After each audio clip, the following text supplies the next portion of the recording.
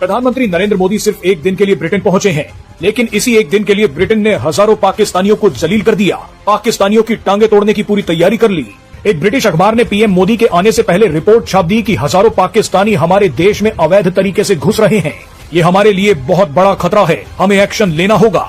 इस अखबार ने बताया कि कैसे पाकिस्तानी लोग पैसा खर्च करके फेक डॉक्यूमेंट्स बना रहे हैं और ब्रिटेन में आकर बस रहे हैं। जिस देश की वजह से पाकिस्तान का जन्म हुआ, आज वही देश पाकिस्तान की वजह से खून के आंसू रो रहा है। मार्च 2025 तक जो अजाइलम सीकर्स है ना यूके में, उसमें सबसे ज्यादा पाकिस्तानी है। यूके की हालत यह है कि यहाँ पे माइग्रेंट्स का बाकायदा इन्वेजन है। इस्लामाइजेशन ऑफ यूरोप तेजी से हो रहा है और बगैर सिविल वार के अब ये मसला हल नहीं हो सकता। पाकिस्तान के लिए ये बहुत बड़ी हजीमत है।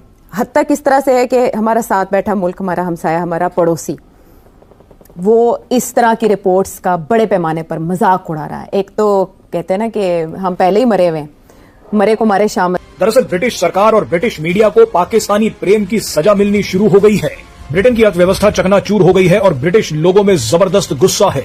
जिन पाकिस्तानियों और शरणार्थियों ने ब्रिटेन की अर्थव्यवस्था को बर्बाद कर दिया है, उसी अर्थव्यवस्था को बचाने में ये डील बहुत बड़ी भूमिका निभाने वाली है। ऐसे में ब्रिटेन को सिर्फ भारत बचा सकता है। पूरे वेस्ट के अंदर there is an assessment that we need India for a long term trade. हमें इंडिया चाहिए ही चाहिए है ट्रेड के लिए, बिकॉज इतनी बड़ी मार्केट है। उस मार्केट को कैसे वो इग्नोर कर सकते हैं? आते हैं ना हमारे पाकिस्तानी, वो काम नहीं करते, वहाँ काम करने छोड़ा जाते हैं क्योंकि इनको काम करने तो मौत आती है। पाकिस्तानी काम नहीं कर सकते। पाकिस्तानी कहते हैं हराम का मिले, जहाँ से मिले खो लो, छीन लो। पाकिस्तान ये फ्री ट्रेड एग्रीमेंट नहीं कर सकता। हमने चाइना के साथ किया, हमने काम। उसकी वजह क्या है? उसकी वजह सिंपल सी है भाई, हम तो कुछ चाइना को बेच ही नहीं सकते। पीएम मोदी के आने से ठीक पहले ही ब्रिटेन ने पाकिस्तानियों को थप्पड़ क्यों मारा? दरअसल इसका सबसे बड़ा कारण भारत को खुश करना और ब्रिटिश लोगों को शांत करना है। ब्रिटिश जनता अपनी सरकार से सवाल पूछ रही है कि जिस वक्त हमारी अर्थव्यवस्था डूब रही है तो हम शरणार्थियों और पाकिस्तानियों को क्यों पाल रहे हैं? हम पाकिस्तानी शरणार्थियों की अवैध घुसपैठ को क्यों नहीं रोक पा रहे? ब्रिटिश लोग कीर स्टारमर सरकार से पूछ रहे हैं कि पिछले 2 दशकों में हजारों ब्रिटिश बच्चियों का शोषण और बलात्कार करने वाले पाकिस्तानी ग्रूमिंग गैंग्स पर अभी तक कोई एक्शन क्यों नहीं हुआ? तेजी से मस्जिदें क्यों बन रही हैं? सड़कों पर नमाज क्यों पढ़ी जा रही है? ब्रिटेन में शरिया अदालतें क्यों खोली जा रही हैं? ब्रिटिश लोगों के इन सवालों का जवाब कीर स्टारमर सरकार नहीं दे पा रही। 2% आबादी है यूके के पाकिस्तानी मुसलमान मर्द यूके के, और ग्रूमिंग गैंग का स्कैंडल। अभी ये खबर आई है कि हो सकता है कि तकरीबन 2.5 लाख के करीब लड़कियां 18 साल से छोटी, मोस्टली 13-14 साल की लड़कियां, जिन लोगों ने वहां सिर्फ रोदरम में तकरीबन 1500 लड़कियों हुए, वो सारे पाकिस्तानी ब्रिट्स जो वहां के भी हैं। और अवाम जो है इंग्लैंड की वो बड़ी पाख गई है और वो अब ज्यादा राइट की तरफ जा रही है, रिफॉर्म पार्टी की तरफ जा रही है। है, इन लोगों की समझ में नहीं आ रहा।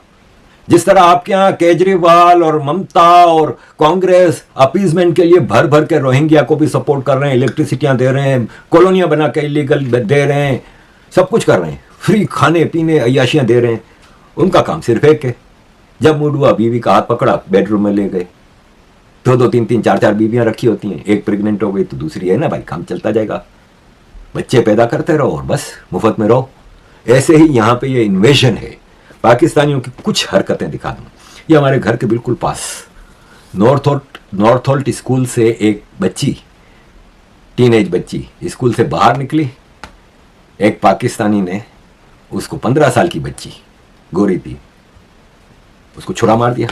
90 क्रिमिनल चार्जेस 41 माइग्रेंट्स के ऊपर लाए गए हैं एक ही होटल से, जो कि यूके के टैक्स पेयर्स के फंड पे वो होटल 3 स्टार 4 स्टार होटल पूरा लेके जब इन माइग्रेंट को वहां रखा है, वहां रहने वाले 90 क्रिमिनल्स केस बने हैं 41 माइग्रेंट पे। यूके का बर्मिंघम शहर भी पाकिस्तान बन चुका है, यानी बर्मिंघम के हालात भी पाकिस्तान जैसे हो चुके हैं। बर्मिंघम भी इन पाकिस्तानियों को बेरोजगारी भत्ता देने के कारण कंगाल हो चुका है। एक तो काम नहीं करते, ऊपर से बेरोजगारी भत्ता अंग्रेज सरकार से लेते हैं, और भीख मांगने में पाकिस्तान की सरकार की तरह ये पाकिस्तानी भी पीछे नहीं है। जहाँ जाते वहीं भीख मांगना शुरू कर देते हैं। सऊदी, यूएई हो या यूरोप का कोई देश, सबसे आगे भीख मांगने में ये पाकिस्तानी ही मिलेंगे। यूएई ने तो इन पाकियों पर बैन भी लगा दिया है कि कोई भी पाकिस्तानी जिसके पास 5000 दिर्हम नहीं है वो दुबई में एंट्री नहीं कर सकता। दुनिया में जहाँ कहीं भी जाते हैं वहीं आगजनी और दंगे करते हैं। जो विचारधारा इनकी 800 साल पहले थी वही आज है। अभी तो ये शुरुआत है। जिस तरह यूरोप के कई देशों में मुस्लिम रिफ्यूजी की संख्या बढ़ रही है,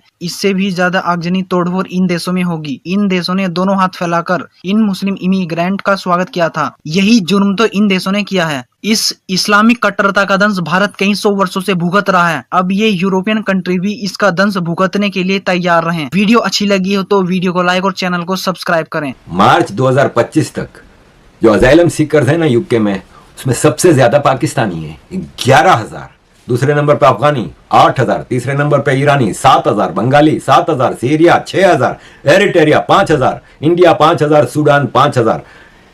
अजीज दोस्तों, सारे मुसलमान हैं। इंडिया तो बहुत नीचे आ गया ना। और इंडिया में भी जो ज्यादातर तो पंजाब से आते हैं, और पंजाब से आने के बाद ये खड़े होते हैं इंडियन हाई कमीशन के सामने, खालिस्तानियों के साथ प्रोटेस्ट करते हैं ताकि वो वीडियो दिखा के अपनी अजाइलम पक्की करें। बाकी इंडिया से अजाइलम वाले नहीं आते, एजुकेटेड लोग आते हैं, बाकायदा वीजा लेके, वर्क वीजा मिलता है उनको।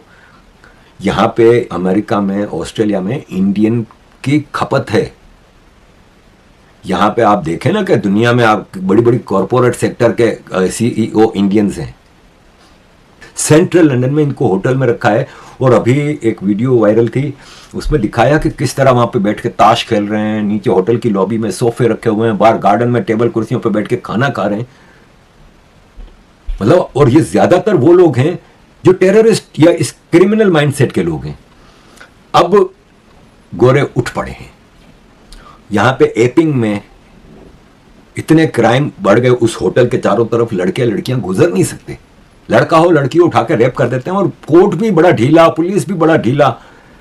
तो अब लोग उठ खड़े हुए हैं। अजी दोस्तों, ये लड़का ऐसे ही एक होटल है, पार्क होटल, इसमें काम करता था। वो पूरा माइग्रेंट्स को दे दिया गया है। तो इसने कहा कि माइग्रेंट्स के कमरों में मैं सफाई करने जाता था तो ड्रग्स, छुरियां छुपा छुपा के इन्होंने रखी हुई थी। अजीज दोस्तों, रोज की बुनियाद पे यहाँ पे इस एपिंग के होटल के सामने प्रोटेस्ट हो रहे हैं, रोज की बुनियाद पे। और लोग अब तंग आ गए हैं, और लोग कह रहे हैं कि इन होटलों को खाली कराओ, क्यों इन लोगों को दामाद की तरह यहाँ रखा हुआ है।